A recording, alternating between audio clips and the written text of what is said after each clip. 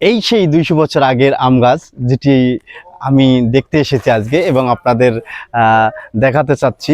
এটি এশিয়া মহাদেশের ভেতর প্রথম কিনা আম গাছ, যেটি কখনো আর কোথাও বাংলাদেশ ছাড়া এশিয়া মহাদেশে এরকম কোনো গাছ দেখা যায় নাই। এই গাছটি আপনাদের দেখানোর চেষ্টা করতেছি। এখানে অনেকেই এসেছে বেড়াতে এবং আপনাদের ফ্যামিলি এবং হচ্ছে আত্মীয় স্বজন বন্ধু বান্ধব যারা আছে তাদেরকে নিয়ে আপনারা এই আম গাছটি দেখার জন্য আসতে পারেন।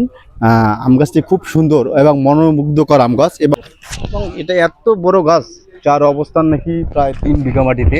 যার অবস্থান বাংলাদেশের দিনাজপুর জেলার ভেতর ঠাকুরগাঁ বালিয়াডাঙ্গিতে।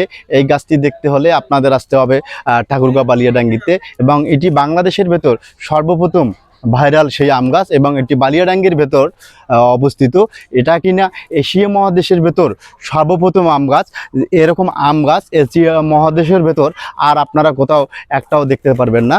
আপনাদের সেই আম গাছটি আমি দেখানোর চেষ্টা করব এবং আপনারা দেখবেন এটি খুবই সুন্দর।